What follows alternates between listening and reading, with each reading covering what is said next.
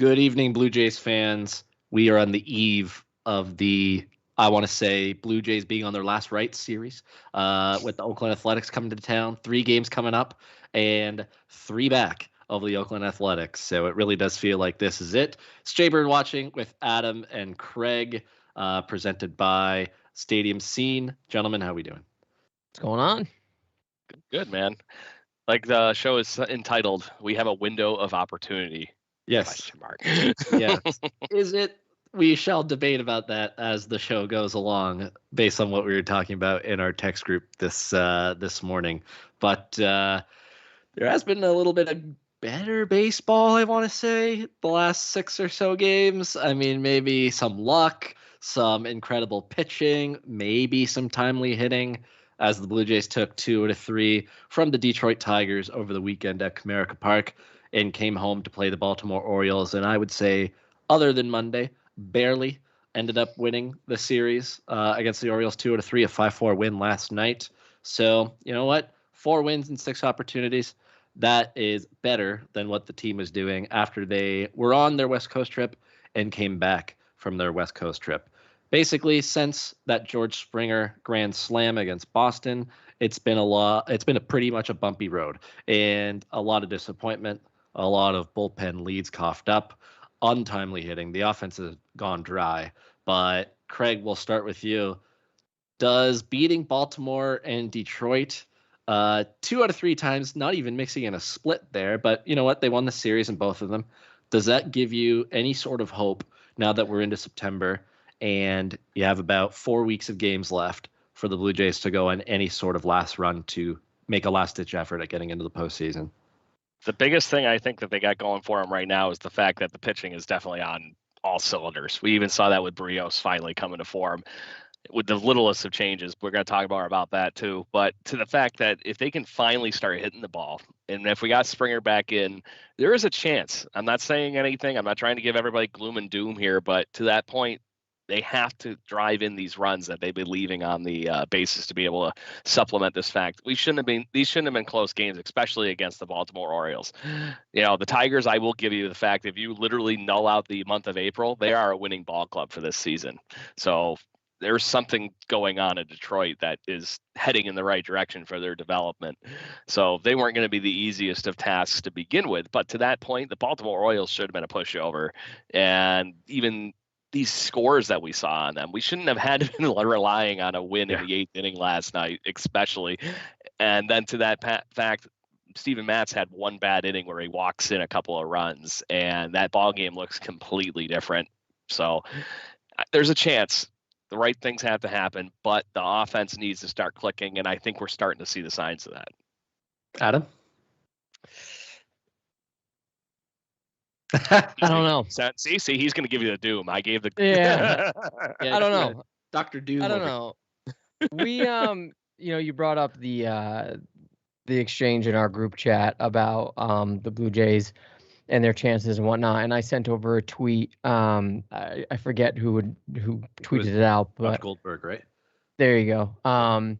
The Blue Jays they're only allowed to lose, I want to say 9 games. Yep. Moving forward, I'm looking at it right now, 21-9. That's a tall order when you have games coming up, 3 against Oakland and then 4 in New York. Yeah.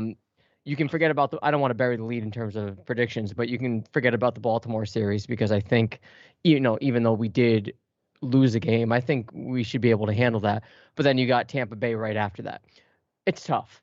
It's really tough to see them play anything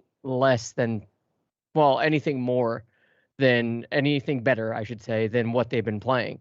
That's almost perfect baseball. And the Blue Jays, as of right now, haven't been demonstrating that they can play perfect baseball. Now, I don't want to wax poetically here, but maybe they can find something within them, find some sort of I don't know, will to really ride these winning streaks or lack thereof, or winning these games and push forward. We sort of saw it last year. We saw them have this ability to sort of capitalize on these pretty big moments, these wins, and push through and sort of force their way into the playoffs. I'd like to think they can do that, and maybe by that Tampa series, Tampa has it in the bag, and they're just going to rest people. It's probably a little too early for that. But I'm not optimistic. That's not to say that I think it's impossible, but the bullpen's a little volatile. I question, as we have been all year, Montoyo's decision-making. It's all hands on deck. That means the offense has to wake up. That means the starting pitching at the very least, has to continue to be good. Ryu has to be better. And it's all hands on deck. Romano has to pitch multiple games in a row if it's close. So if all those things can happen, I think they got a good shot. But we haven't seen that in practice all year, so it's hard for me to believe that. Yeah, no, there's no doubt. It just seems like it's kind of like I feel like pulling my hair out whenever I watch this team ever since that West Coast trip. It's been just like, okay, we're mounting a little bit of a comeback, and they just managed to find a way to hit into a double play at the wrong time. They strike out at the wrong time. Some questionable decisions by Charlie Montoyo in terms of who he's bringing in from the bullpen. Questionable decisions to bunt. Pinch hit, yeah, that too. Basically everything in a way has been questioned and scrutinized, and for good reason. It kind of feels like as the pressure has mounted up, as the games have gotten more and more crucial for them to go on a run and stay in the race, the flurry of bad decisions has come more and more frequently than it has throughout, I would probably say, Charlie's career as a Blue Jays manager at this point. And I know I didn't add this to the agenda, but we can debate it a little bit, is if this team does fail to go to the postseason, which, I mean, they have to go 21-9 to get to 90, 91 wins or whatever it is, and you have a boatload of games against the Yankees and the Rays and 3 against Oakland this weekend. So some very tough matchups coming up. I don't know, like, do you look back at some of the decisions back in May, you look at some of the decisions in August, and even to this day, and think, Charlie, your job could be on thin ice, and maybe we get some of us get our wish. And Adam, he actually was a bridge manager, and they go in a different direction at the end of the season. I don't want to start like doing the trials for the off season. Yeah, guys. The trials for the off season, but it's worth thinking about given how much this team has kind of slowly yet also kind of quickly crashed and burned since that George Springer Grand Slam. I mean, do I think that Charlie Montoyo is solely responsible for the Blue Jays' lack of production or the fact that they're not meeting our expectations? I don't even want to say exceeding. I don't rest that fully on him, right? Sure, some of the bullpen decisions have been questionable. Some of the in-game management decisions have been questionable. But by and large, this team is where they're at in this position because of their poor bullpen play. And I think you can chalk that up to a combination of the individuals that are pitching and not pitching well, and the fact that the front office, although a lot of the bullpen pieces that we had didn't even get a chance to play on this team due to injury. Right. Some of them did for very short periods of time. That sort of was a last priority for the front office in terms of building the roster.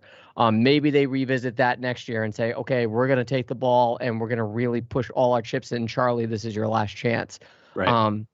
That wouldn't surprise me. And again, if we're evaluating it on the notion that managers don't really have in-game decisions or the power to make those decisions as frequently as they used to, then it's not really his fault and it's not really his decisions to be made. He's just the one prima facie making the decisions, just for the camera. I just don't think he's suited for this club. I don't know how the club is interacting with him. I'm sure it's fine. I'm sure they respect him. I'm sure there's no bad blood. I'm sure it's not, something that there's tension in the locker room. I certainly hope there wouldn't be, but I just don't see championship in terms of his leadership skills. I don't see championship in terms of how he carries himself. And maybe that's just me being, I don't know, a little bit judgmental. But when you look at managers like Kevin Cash, when you look at managers like Alex Cora, there's a sort of vibe and an aura to them that, carries along with it championship. I just don't get that vibe from Charlie. That's subjective. That's not something that you can put on paper. That's not something that you can evaluate in a job interview. That's not something that you should be fired for. It's just my personal opinion on how he carries himself. Craig? But to that point, you're going to get to this point. Let's say that to your idea a minute ago, Brendan, that they do find, they fizzle out this year and they go in all in this off season to be able to find and plug all these holes in the team.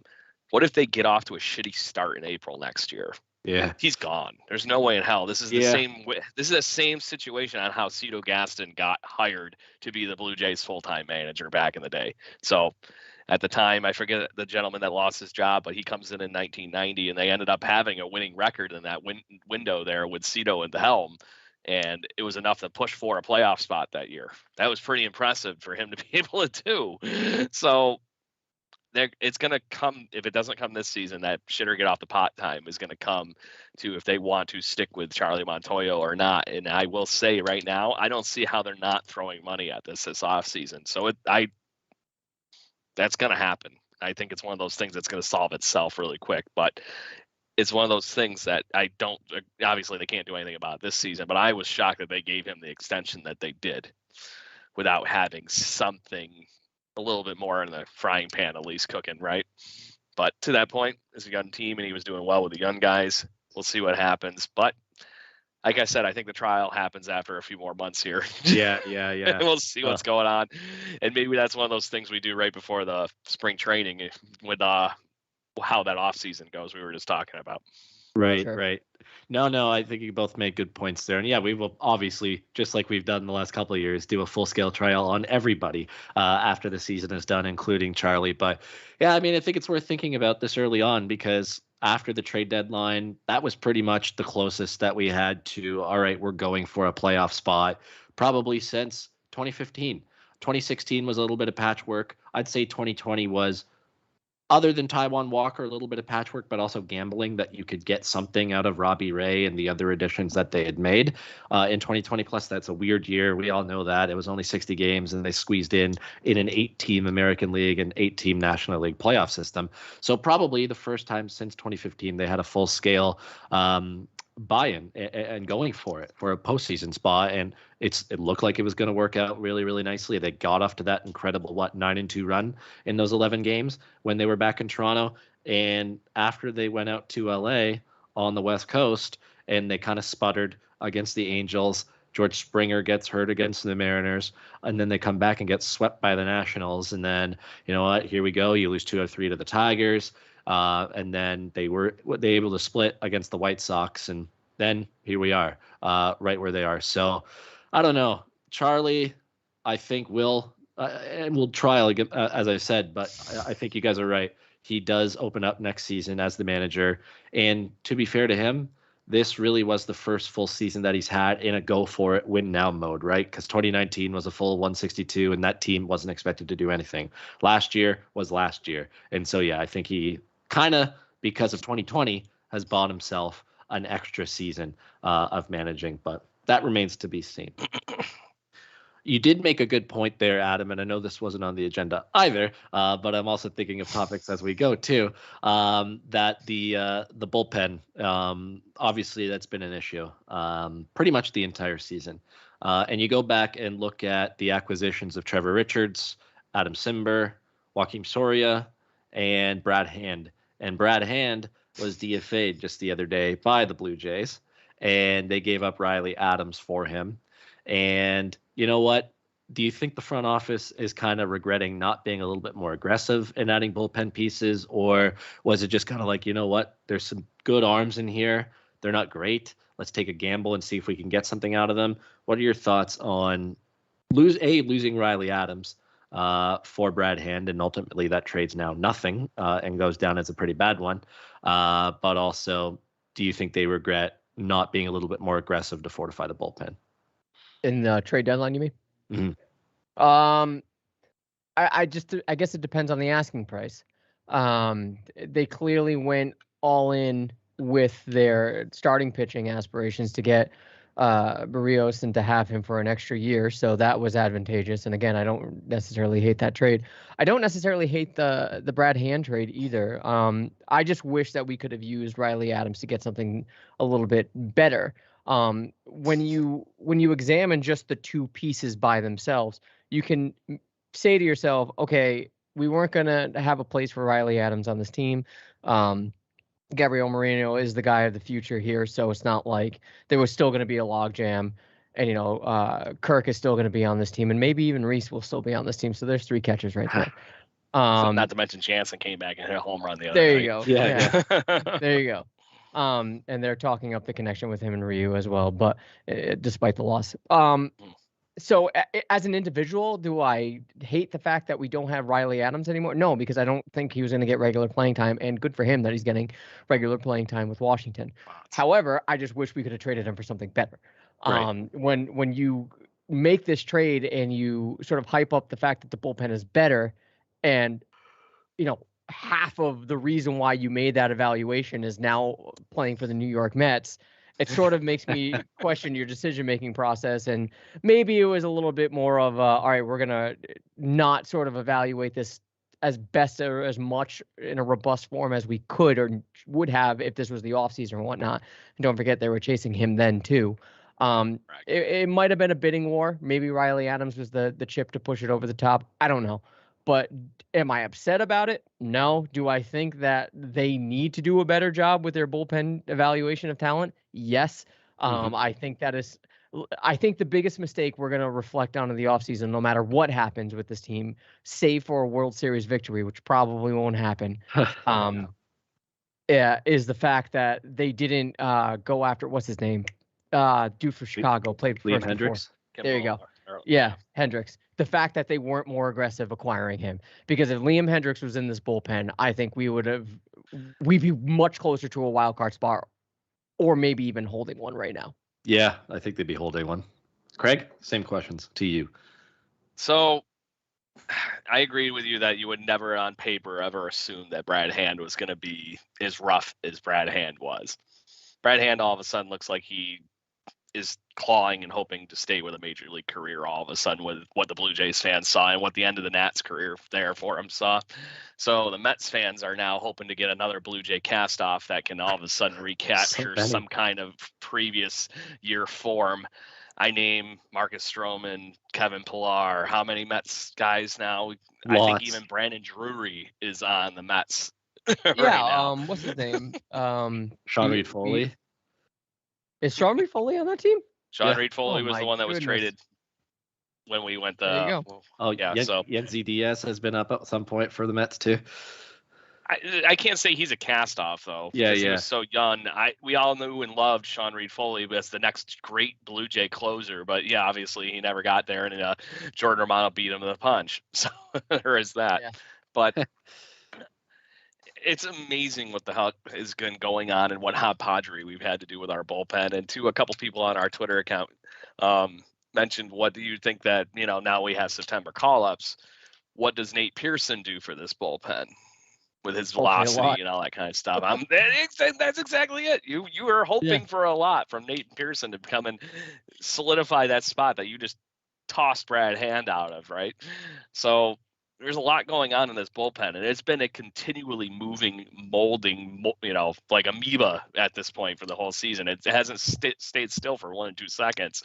The only consistent person, honestly, in this whole thing has been Adam Simber since we acquired him. Yeah. So it's amazing to what the heck is going on this. And they have to throw money at the pitching period in the bullpen. And it would be so nice for them to go out this offseason and find that guy that they weren't able to get at the trade deadline. Yeah. And just bring it home and get them in there solid. They need somebody that can be a big veteran presence or that young up and coming guy to match with Jordan Romano. Yeah, no, absolutely. And maybe Nate Pearson could do that. Sorry, go ahead, Adam. No, I was going to say, I wanted to toss something out there for you guys, and I'm interested in getting your take. And I don't know if this is on the agenda, in terms of impromptu stuff, Brendan, but, there's a lot of talk about Robbie Ray right now and how well he's been pitching. He's been fantastic. And in fact, we were celebrating the trade acquisition yesterday. when Arizona sent him over. If it's going to cost a lot, and I'm thinking it's going to be upwards of $20 million a year now, it would not surprise me if he signed for $480.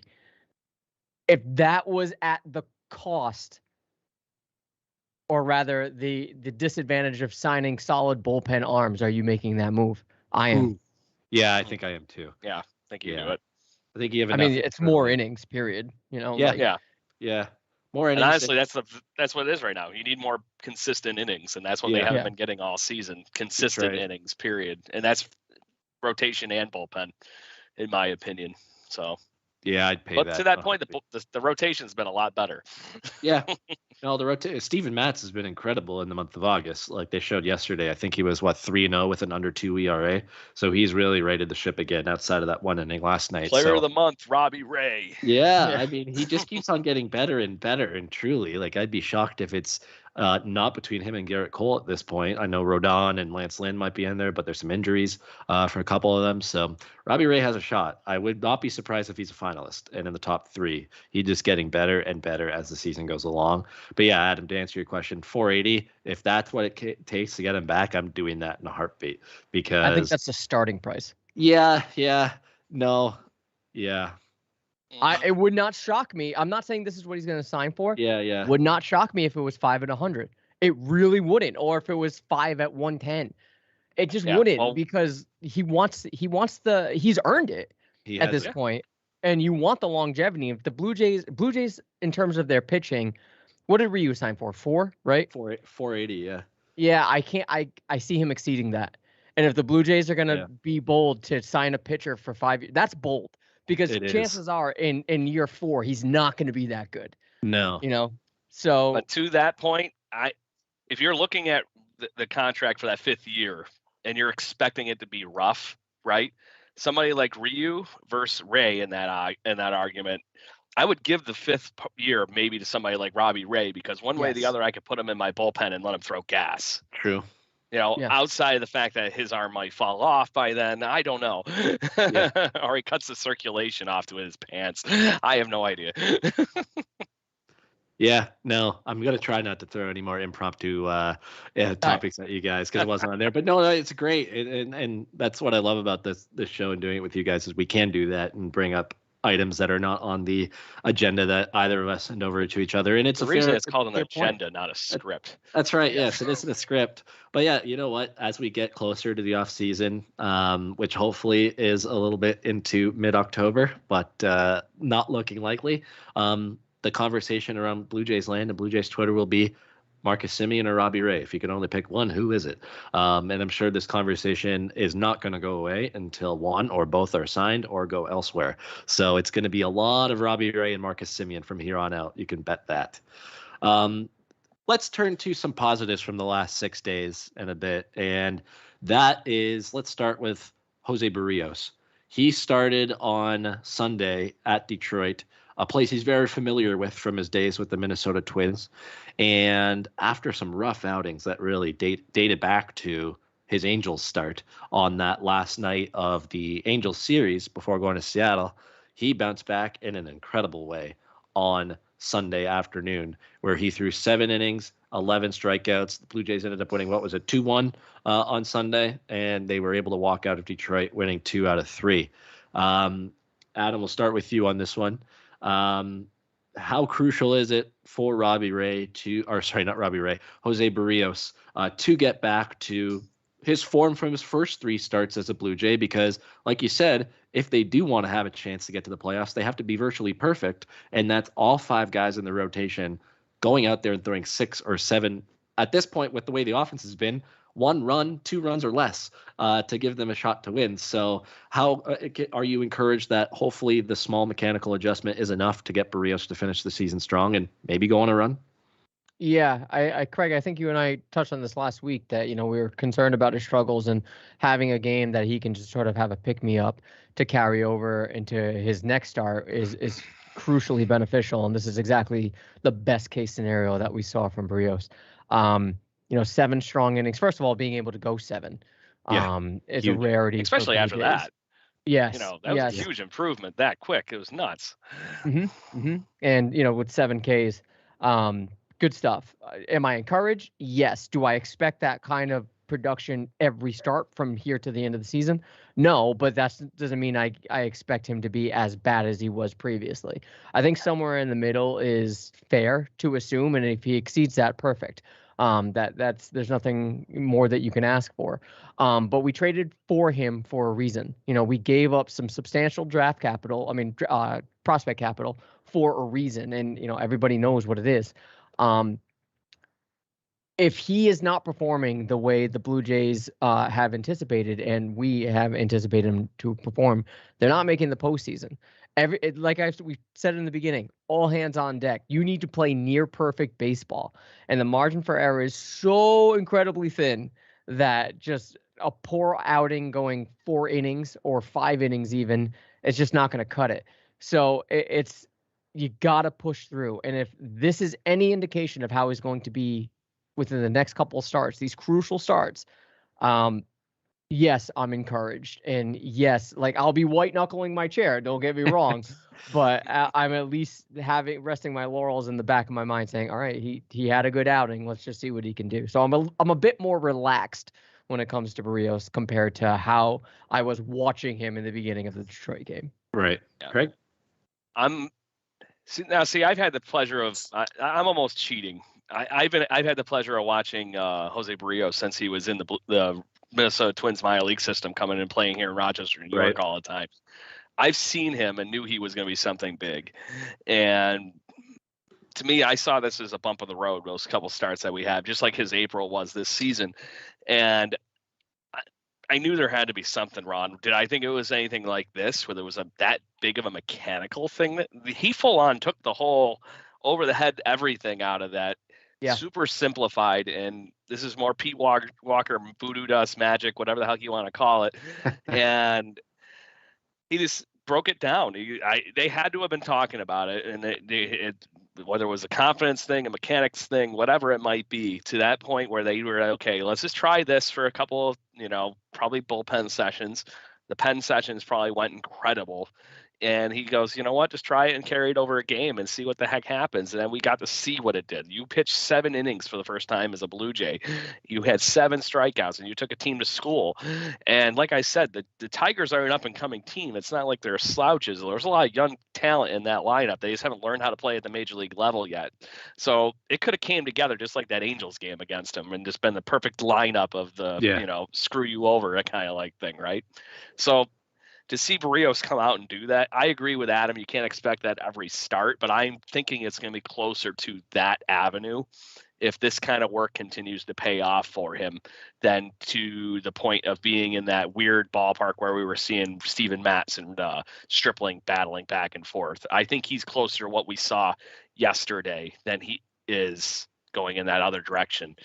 And if the Blue Jays get something close to that form that we saw from him the other day, it's going to be a very interesting as far as the pitching aspect down the stretch here. Yeah, and if that does happen and he does finish the season strong, then it is truly all back on the offense to make sure that they do pick it up compared to what they've been doing the last 3 weeks and whatnot.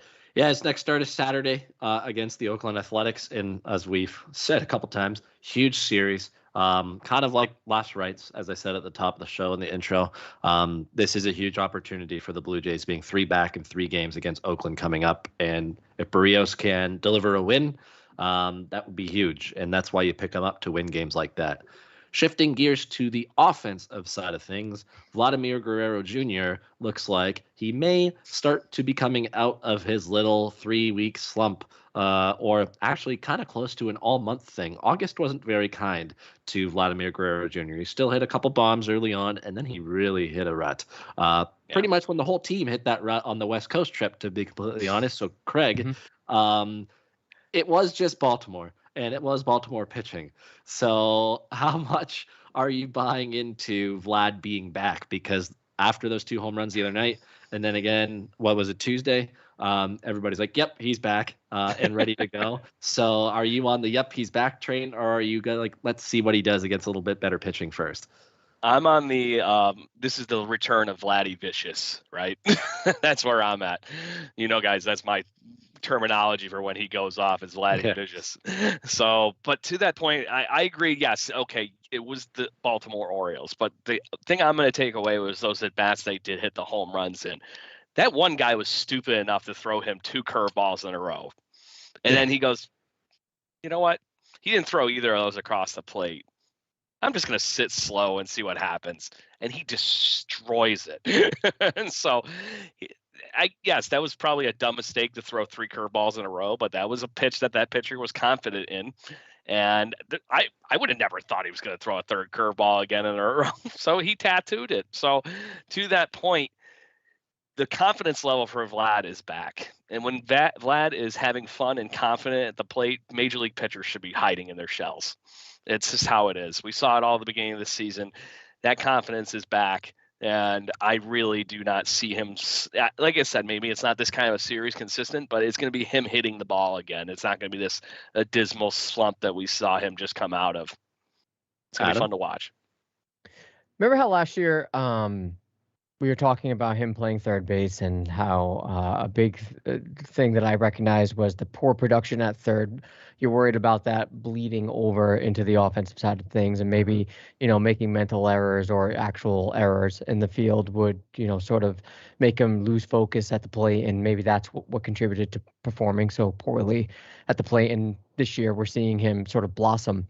I think that has a lot to do with it this year. We've seen him make spectacular plays at first. That little sidearm throw, like that little toss to Matz, I think it was. What was it on? Friday? No. Yeah. Monday? No, it was the other night, right? Sunday? Night. I don't know. Yeah. It was just incredible seeing him do these little things and having a smile on his face while doing it. I think that boosts his confidence. And every good hitter is going to have a slump. Unfortunately, this happened at the absolute worst time for him to have a slump. But you sort of the entire team. Yeah, you sort of expect that with someone like Vlad because this is his first full season. And, if the entire team wasn't slumping at the same time, you could forgive him for it and say, it's growing pains. But I think when you have these defensive plays and you perform well doing them, you sort of gain confidence, say, hey, I can still play this game no matter the slump. I'm still contributing to my team. I'm still contributing to run prevention. I can do this. Carrying that confidence over to the plate, and we're seeing it in practice, especially against a team like Baltimore. Now, I know Baltimore is the shittiest team in MLB, so whatever, but you take that, right? It's just like Barrios. You take those games and you build on them and say, hey, they're still a major league team. They're still a major league ball. They don't want to lose. Nobody likes losing. They want to no try one likes losing. At least. Yes. It's still they're professional athletes, and you're still hitting bombs, 3 of them, off of professional athletes. So you run with that, especially against a crucial series against the A's. So is he back? I sure as fuck hope so. Yeah. Man, I mean, like even look, I'm not even gonna front. Even August wasn't that bad. It was just bad to Vladdy's standards, right? I'm looking at it right here. Like the full month of August, his line was 267, 346, 440, 786. You want the OBP and the slugging to be up a little bit, but still that batting average of 267 with 6 home runs, you're gonna take that. Like if this there's was guys that made career years out of that 267. I'm looking at you, Carlos Pena. Yes, you're gonna take that, and sure, 20 strikeouts or whatever, but you're still going to take it. You're still going to take that kind of production. Am I disappointed? Slightly, but it's forgivable, seeing as though he was on a tear throughout the majority, if not the entire year so far. So yeah, it's just bad timing. Yeah. You're coming back to Toronto, right? You have this crucial series against Oakland. They're not blind to this, right? If we know it, they know it. I have a feeling he's going to come out guns blazing. I think he's riding this confidence that he from the performance that he had against Baltimore. And I think he's going to be just fine. I think September is going to be a very good month for Vladdy. I'm leaning in that direction too, to be honest. And the exciting thing about that is Vladimir Guerrero Jr. is probably one of the first Blue Jays since Edwin Encarnacion, Jose Bautista, and Josh Donaldson that could single-handedly carry a team for a month and go on crazy stretches. Remember when Edwin hit like what was it, 17 home runs in the month of May back in 2014. Yeah. That is, I'm pretty sure they went 21-9 in that month, to be completely honest. So why can't they do it again? I'm not saying Vlad's going to hit 17, but luckily he has more of a supporting cast to help him potentially. Like if George Springer heats up a little bit and hopefully his knee doesn't buckle again, Marcus Semien keeps doing what he's doing, Teoscar gets hot again. That's the thing that's so tantalizing with this team, guys, and why it's so frustrating to see them do what they've done the last 3 weeks is it's in them. It is in them to have a 21-9 month, especially with the way the starting pitching has gone. It's just entirely on the offense to score enough runs to the point where the bullpen can't cough it up. Like, unfortunately, that's just the situation where it is, where they have to score at least 5, 6, 7 runs, and hopefully the starting pitching continues to do what it's doing and only allow 2, 3, maybe 4 runs, and you have a decent lead going late into a game. But it is possible, and it starts this weekend. So let's shift our gears to the Oakland Athletics. I have one last. Yeah. Sorry, go ahead. Yep. So I don't think Blue Jays fans have realized how good Vlad is yet until you think of really this comp thing. To me, the only guy in Blue Jay history that's actually a legit comp is Carlos Delgado. Yeah, and it's because he hit for average, home runs, RBIs, and then Vlad has a chance to be the guy that actually, Delgado hit a ton of doubles, but Vlad has sneaky speed. He could be one of those guys that was like Albert Bell in his prime and get 40-40 for doubles and home runs in a season. Last Blue Jay that did that, sadly, is a guy that played for one goddamn season, and that was Jose Canseco. He actually tripled it up. It was 40 home runs, 40 doubles, I believe, and 40 stolen or 30 stolen bases or something like that. So, which is weird because Jose Canseco was like near death at that point when he joins the Blue Jays. But there was another point that came up in the Twitter field here when we were talking about him switching over from third base and all that kind of stuff, and the confidence that he's reaped the benefits of while he's playing first base. In an interview the other day, he flat out said he never wants to play third base again. Yeah. Not surprised. Are you shocked by this? No. Just wanted to put it out there because he was talking with Hazel May during one of the pregame shows, and that was what came up. So it was very interesting to hear from him, for somebody that was so adamant right before the season about still getting a chance to play third base. That is now completely washed out. Yeah. No, it's the best thing that's happened to his career, and hopefully for the Blue Jays when they win a couple World Series in the next couple of years. But yes, Oakland is coming to town, gentlemen, for 3 games. Said it already, and we'll say it again. They are 3 back, and they have 3 opportunities to make that gap 0 by the end of the weekend. Now, a sweep will be awfully tough because you're looking at Sean Manaea going for Oakland tomorrow night. I mean, 3.97 ERA, 156 strikeouts. He's a good pitcher. There's no doubt about that. But you know what? He's hittable. He can be hittable. Paul Blackburn on Saturday hasn't pitched a whole lot this season, so his 2.81 ERA, small sample size. Hopefully that's one that you can win. And then Cole Irvin on Sunday gave the Blue Jays fits in that series back when they were in Oakland. So that's probably the one I'm most worried about for this season is Sunday's game. But you have Robbie Ray going in that one on Sunday. You have Jose Barrios on Saturday. And tomorrow night, you have Alek Manoah on the mound for the Blue Jays. Kind of a similar rotation order to what it was when they came back to the Rogers Center for the first time against Kansas City. Manoah opened it up, and then they went, it was Stripling, but then it went Manoah, Barrios, his debut, and then Robbie Ray. And they won 2 out of 3 of those games. So, Craig, is 2 out of 3 enough in this series to just to keep them afloat for a little while longer as the season goes along? Because if you win, let's just say, you'd be 2 back of Oakland. If you won 2 out of 3, you could eliminate that gap entirely by winning all 3, but have to be a little bit realistic with the way the offense has gone. You're facing some good pitching. Would you be satisfied with 2 out of 3, or to Adam's point earlier, with the sense of urgency, all hands on deck, and the fact that you can really only lose or have 9 losses to play with the rest of the season? Do you want the sweep? I mean, obviously, we all want the sweep. I want to sleep. I know. I want to sleep all day, every day. I want to run this right to the end. Forget that 9 loss thing. Just frickin' take all 30. yeah, just put out. So, they have to win this series. This whole thing that they've been dancing around, this 4.5, 5 game line out of the wild card. If they really want to be taken serious, they need to take them to school against the Oakland A's, and they really need all three of them. And I think with what they have lining up for the pitching and the offense and everything this week, I think they have a good shot to be able to take this weekend. And it's going to be very interesting. This is the Blue Jays season right here in a nutshell. And if they don't run through this rest of this homestand here and take that game from the Oakland A's, this is just going to get to the point where we're going to be like waiting on 6 degrees for Kevin Bacon kind of like level things to be able to sneak into the playoffs.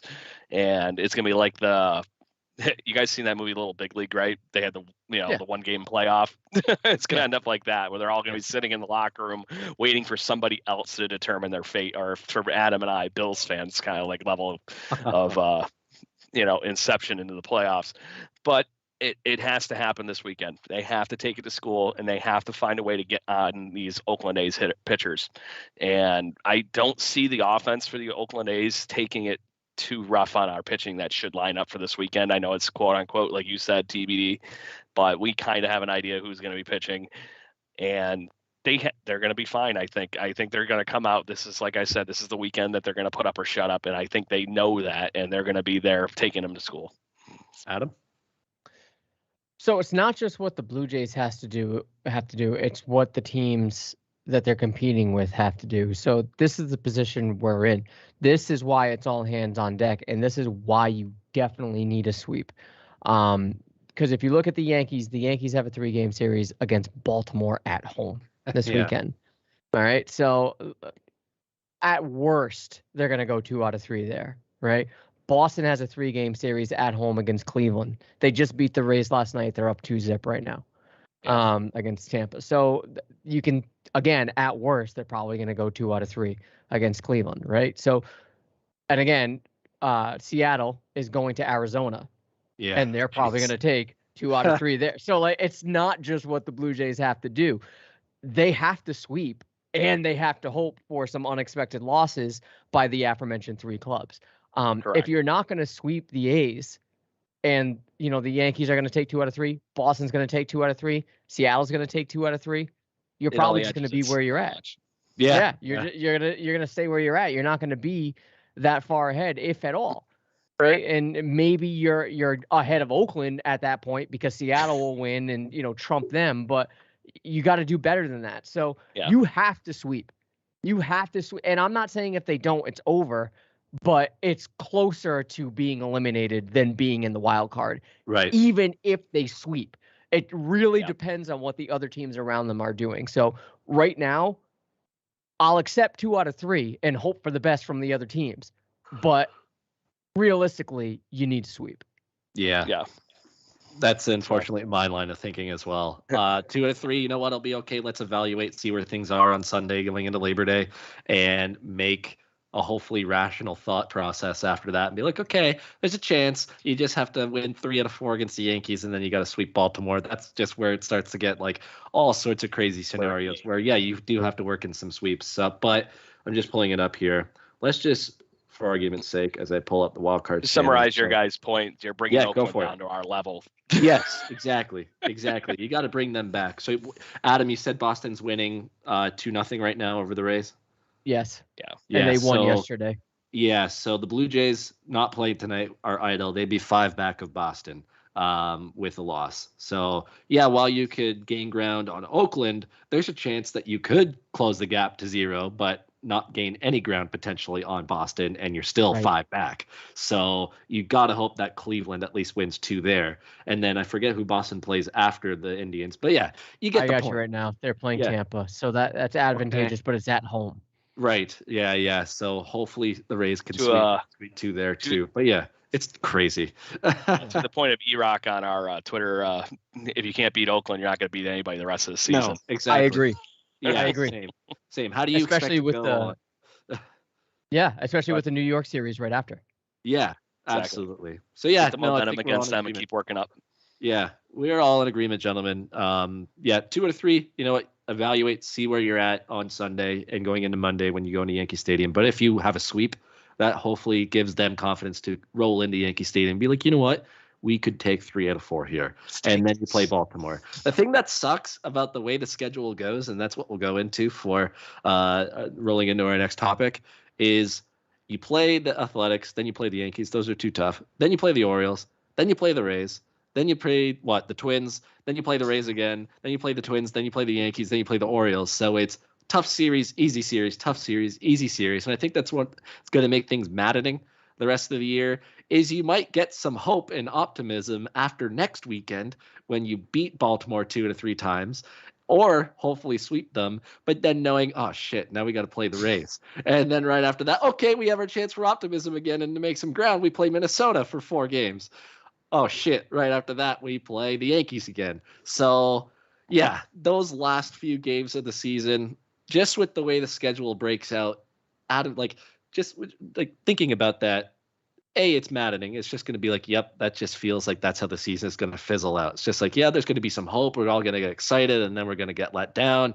Hopefully not, but just with the way the schedule breaks down, knowing that, can they at least keep this interesting until the last week of the season? Because I think people would sign up for that, given how August has gone. Like, let's just say you enter the last week of the season, you go into 3 games with the Yankees and 3 with the Orioles, maybe 3 back or 2 back. Is that enough? Like, do you think that they can do that and at least keep it interesting until then, or will they fizzle out?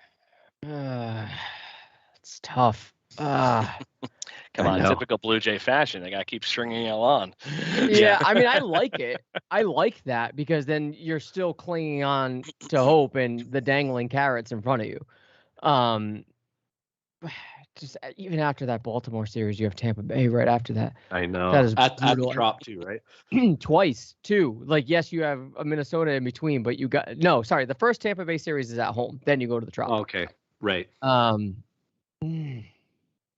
Yeah, I think it would be enough to pique my interest. Obviously, I'm going to watch this team to the end, no matter what. But it's going to keep me hoping that there's still hope. I just wish it was more robust than that. I know. Come on, we weren't even supposed to be in the playoffs last year, so to that point that we're this close right now, the door's not wide open, but it's still not, it's being held by a doorstop that might be like a random dog toy or something now, not a real doorstop. But I don't see them being that team. And sadly, I think right now the other teams are the ones that are going to keep us in that, like, oh, you know what? We still have a chance. Oakland hasn't really gotten everything figured out. Somehow the Seattle Mariners are still in this conversation. And I'm sorry to say the Boston Red Sox have still been looking back and forth very much too. The only team that's really run away with it a little bit, and I can't even say they've run away with it, is the Yankees, and that's because they just went on a ridiculous tear to even get to where they are. There's nothing saying that any of those teams that I just mentioned can't do that same thing. We're just praying to whatever the hell God you really go after, that it's the Toronto Blue Jays that are going to be the ones that are going to get that tear and run with it. So there's hope. There's always going to be hope. It's funny because I think we talked about this a couple episodes ago. If 2015 and 2016 didn't happen, I think we'd all be pretty stoked right now of how close they are to a play spot. Like, I remember back in 2014. To me, this just feels like the early 2000s again. That's all it feels like to me. Okay, exactly. We're this close. Come on, just go to the next step, times. Right? I think in 2006, when they won 87 or 88 games and finished second, going into the last bit of the season, they were only like 4 or something back of a playoff spot. And like, oh, this is exciting. They have a chance, and they got to do that. And then that's exactly how it feels this year. Same with 2014, because they got our hopes up in a big way. In 2014, they slowly slid out of a playoff spot, and then you entered September. I think they were 3 back or 4 back. We're like, oh, there's still a shot. So yeah, if 2015 and 2016 wasn't around, we all would be stoked right now at the chance that they're still floating around the conversation and excited that they could do it. I think I'm leaning more with you, Adam. It just feels like it's going to be tough to even keep it interesting or being around the conversation to the point where you can have a hot streak at the end of the season and sneak in like some teams have in the past. Who knows? We've seen crazier stuff before. Baseball's a crazy game. There are teams who get hot in the month of September. There are teams that get extremely cold in the month of September and end up falling out of the playoff race. That's kind of what I'm banking on from the Boston Red Sox a little bit, to be honest, just with the way they're kind of teetering along. Maybe they are the ones that get 500 baseball, man. It's rough to watch them right now because if I'm a Red Sox fan, I'm freaking out. I really So am am. I. Huge. You know what? If I was a Red Sox fan, I'd feel like how we felt in 2016 when the Blue Jays were kind of very cold in September and it was looking dicey to hold on to that wild card spot. So hopefully Red Sox actually do crash and burn and the Blue Jays take advantage and win. Yeah. So you want the summation of my fandom and my Blue Jay years? Sure. I can still only count how many times on probably this many digits on my hands, how many times we played meaningful September baseball in my entire existence of watching Toronto Blue Jays baseball. Being only 36, you got to remember, I didn't start watching Blue Jay baseball with my dad when there was the random game of the week on Saturday mornings in the late 80s. So, you know, there's only so many good teams in there that, like I said, I can probably count on my collective number of regular finger digits how many times they played meaningful September baseball. And 2015, 2016, obviously the years we've in the early 90s and late 80s there, but to me this is going to be exciting one way or the other just because of that fact. I've only gotten to enjoy this so many times, and I know young Blue Jays fans don't understand maybe that part to this piece, but this is something very good to look forward to regardless, because they are in this conversation. It is still just the beginning of the window for this team. It's going to be very fun to watch. Enjoy, please, regardless of where the team currently stands. Exactly. And I think you just hit the nail on the head, Craig. This is the beginning of the window. This is not like 2015, 2016, when the window was closing really quickly with a bunch of aging veterans. This team is just getting started, to be completely honest. And you know what? Even if they win 85 games, they win 86 games, that's a season that they can be proud of. Over a full 162, for the first time since 2019, they were a good team. They were a competitive team. And hopefully it ends up in a playoff spot. You have 5 more years of George Springer after this. You have endless amount of years of Vlad and Bo. You still have Teoscar. The core is set. There's more pieces coming from the minor leagues. So it is only the beginning. And I think we could go into 2022 super excited about the direction this team is heading. And next year is the year where you could legitimately be like, it's playoffs or bust. I think this year it was playoffs could happen. It is a very realistic possibility, but nobody at the end of the day is going to be upset if they win 85, 86 games and end up not making it. We'll look back and be like, if only we didn't blow some games, we'd be in. But go ahead, Adam. Yeah. Do you think that the standards would have been lower and people would, because I agree with you when it comes to if they don't make the playoffs, it's not, I mean, I'm going to be upset, but I'm not going to consider this necessarily a failure. Right. But do you think a large portion of the fan base, when they do, because I think they will, feels that way sort of because of 2020? Because they've already experienced the playoffs and now the standard has been set that, okay, you've made it. And, sort of forgetting the fact that it was just a 60-game season and forgetting the fact that 2020 had all these barriers that made it easier and or difficult, depending on how you want to look at it, to get to the playoffs. The Blue Jays were fortunate enough to get there.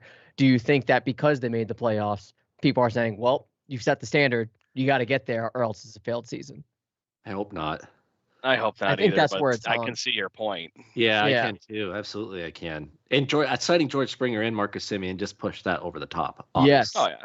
Right. Definitely. So to that point, we had everything in the right, and there are enough things that went wrong that, like I said, I agree that with you. This is definitely not good because you had everything ready to run to the playoffs with, and then the chips didn't fall right. We played a bad game of freaking checkers. I don't know, but so. I think I had, to that point I mentioned a minute ago, was summarizing up my fandom. Of course, our fans on Twitter apparently are picking up on our mannerisms and all that kind of good fun stuff. Because they said, just remember, this is not a year where you're calling up the Mike McCoys in September to that's true, and be filling out this ball club. You're bringing up guys like Nate Pearson to throw 100 out of the bullpen and hope to catch fire. Yeah. So someone call Russ Adams. Yeah. Yeah, I know, right? The next follow up to that was that we're DFAing people better than that right now. Yes, fair. Yeah. Yeah, no, it'll be interesting, and I hope to God on Sunday after the game is done that we're like, okay, yeah, we're feeling kind of confident and get a little bit of mojo back, because the last couple of weeks for me, at least, has been very much teetering on the edge. I think, Adam, you saw my tweet yesterday. I'm very much getting into NFL mode. With NFL being a week tonight, I know the Bills are going to be a good team for you guys.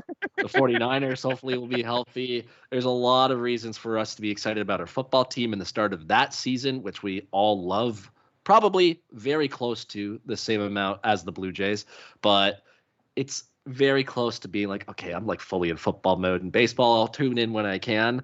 If there's football on, I'm watching football, but hopefully on Sunday, I'll be like, okay, pause the brakes on truly going into 100% football mode. There's still some exciting baseball left to be played.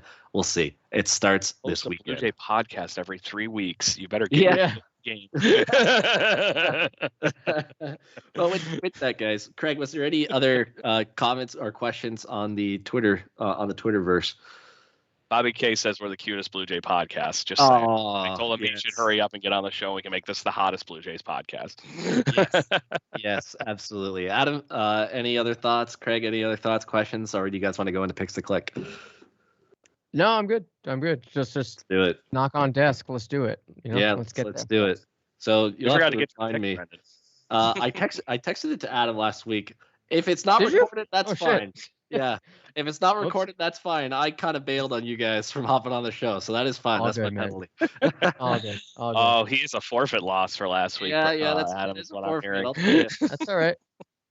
I was a little selfish last week after the Argo game got canceled. That's all right. Mr. Panikar has fill in blank. Player to be named later. Hey, Adam, you had Alex Garcia. Yeah. Who did I have? And then I had Guerrero Jr. So who did I have? You had Manoah, who pitched pretty damn well. Ooh. So Gurriel had a couple key hits. I'll give you about a 50-50. I guess seeing Brendan didn't have a pick. He has no pony in this race. We'll let him pick between Lourdes or Alec. Ooh. Let me. Do you literally want to flip a coin? Yeah, I think so. I think it is the flip of a coin, to be honest. Who has the coin? I don't have a coin. That's a good question. I don't have one. Shit. I don't know why I suggested that. Who has currency anymore? I think see how fast I can pull up jar full of pennies and shit downstairs. Oh God, I don't. Yeah. Why don't we let Twitter decide? Let's put up a poll. That's fair. Who has the best week? I'll put that. Good deal. So anyway, to that point, who you thinking? Are we going to let Brendan run with his picks and he didn't get one last week? Yeah. I go last. No, right. let's go CBA style. Go ahead, Craig. Go first. There you go. So I gotta go. Yeah. I think Teoscar is going to back Vladdy up. Okay. I'm going to go with Teoscar. Very nice. Marcus Semien. Semien. Okay. Manoah's going tomorrow. We're recording again Wednesday, so we'll squeeze in another start. So Saturday, Sunday, Monday, Tuesday. On Wednesday, he'll start. So if you choose him, Wednesday could count. Yeah. Well, what time are they playing Wednesday? 7. No, I can't do that. I'll just go Robbie Ray. There it is. Sorry, Chris. Yeah. Sorry. When one of us you're out, your host for your good news. He's gonna have to come out. Make his own picks. Yeah. And in that same order, Craig, we have 3 versus Oakland and 4 versus the Yankees. We'll predict those 2 series. What is your record call for 3 against Oakland and 4 at Yankee Stadium? Now, see, what I want to happen and what's going to happen are 2 different things. You want 7-0, but I hope not. Biggest problem is I'm happy that we get to face Oakland at home. Yeah. But then we get to go to the Evil Empire's house and hope and pray to God that we come out 50-50. Yeah. So I'm going to say 2-1 and then split, hopefully, the 4 against the Yankees. I think that you have to do that. And then I think when the Blue Jays get the Yankees at home in Toronto, because it's going to be an actual legit home game for the Blue Jays against the Yankees, because there's only so much border travel going on. It's not like there's going to be a fuck ton of Yankee fans in the Rogers. It's going to be interesting playoff. I think that series they end up taking it to school against the Yankees. But right now I'm hoping for 2-1 and a split. Yeah, I'm in the exact same boat. I want to believe they can sweep Oakland. I just can't see it with the pitchers Oakland's throwing out. I can see it like with the pitchers the Blue Jays are throwing out, but I am worried about Cole Irvin on Sunday. He just made the Blue Jays look silly. Such a wild. I know. So yeah, 2-1 there, and I'm with you. Away at Yankee Stadium for 4 games, where remember they got battered last year in September at Yankee Stadium. Remember they got swept, and we're like, oh crap, they might not make the playoffs. Yeah, 2-2. So I'm 4-3. Yankee Stadium's back to being the house of horrors. Yep. Yeah. Fans are all back in full swing and throwing things. I'm with you. So 4-3 for you. They need to win. Yeah, they need to win. They need to win 2 at least against Oakland. That doesn't boost. We've covered this. It doesn't boost my confidence much. No. But realistically, 2 wins against Oakland, 2 wins against New York, and knowing how the Blue Jays are performing, it's going to be this weird sort of like they'll lose the first, win the second, and our hopes will get up, and they'll lose the third, and we'll be like, oh fuck, and they'll find a way to win the fourth. Just back and forth. And that Monday is Labor Day here, so it's a day game. So it's 2 day games in a row. 2 day games in a row. So yes, they're going to be traveling right after the Oakland game on Sunday, but they're going to be playing and being at Yankee Stadium pretty early Monday morning. So wouldn't surprise me if they lose that one. But yep. They got it. I don't have confidence that they're going to sweep the A's. I hope I'm wrong. I just don't see it. And with the Yankees offense and the Blue Jays bullpen, we're going to be lucky to get 2. Garrett Cole's going on Tuesday. That is confirmed on MLB.com. Jameson Taillon on Monday. So maybe they'll be able to hit Taillon a little bit, and the Canadian will do some favors for them, but we'll see. But yeah, I think we're all in agreement. You know what? You tread water, see where you're at going into Baltimore. But again, that's a week you just lose right there of time to be able to gain ground. So yeah, sweep has to happen, but we said that already. Any final closing statements, gentlemen? We do have a little bit of a special potentially message coming. We'll close with that, but any other final comments before we turn it over to Mr. Corsair? I'll tee you up. I'll tee you. But if no one else has anything to say, I'll He's getting Josh checks. Yeah. Good night, everyone. Yes. I'll tee you up, Adam. It's tonight could potentially be the last show that the 3 of us record for a couple months, well into the off season. And Adam, I'll leave it there. I'll let you run with it, and you can close out the show too. Yeah, no problem. First of all, if this is my last show for this season, it's been great. And, if they do make the playoffs, I will make efforts to be part of it as often as I can. However, my wife and I are expecting our second child, another girl coming into our lives. My wife is approaching 38 weeks on Saturday. The baby was breached, but they were able to successfully turn her. If you have never experienced an ECV or an ECB, I don't know which one it is, whatever, they turn the baby from the outside. It is fucking crazy. And any woman that has gone through that, you are a superhero. Anyways, long story short, I think she's going to be coming very, very soon. It would not surprise me if she comes this weekend. She is dropping. That being said, my time's going to be pretty limited, if not entirely absorbed with my 3-year-old and the new baby to be, and helping my wife out, of course, during the recovery process of giving birth. So this could be my last show. If the baby decides, I'm going to hang out in here for a little bit longer, I'll be here next week. We'll see you Wednesday. Yeah, if there's an impromptu time that you guys put on or listen to JBW and I'm not there, I didn't get fired, as far as I'm concerned. I didn't get fired, and I'm not on probation. Just, I'm taking time off. But again, if the Blue Jays do something miraculous and I can find some time to sneak on and talk, I will. But my time is going to be fairly limited. But that being said, this year, if it is my last show, has been an absolute pleasure, guys, and I will be back, of course, next season, barring it. You won't even make it that far. It's just a regular season. You're gonna miss it. You're back for our terrible shenanigans and our trial of Charlie Montoya over the off season. We will save that episode, or if you want to hop on for the Christmas wish list episode, so that we can make things come true for next season. But yeah, Well said, Adam. And I don't know how I can top that. So other than that, let's just do our 2 claps and a Ric Flair. Ready? Yeah. Woo! Woo! Let's go Blue Jays.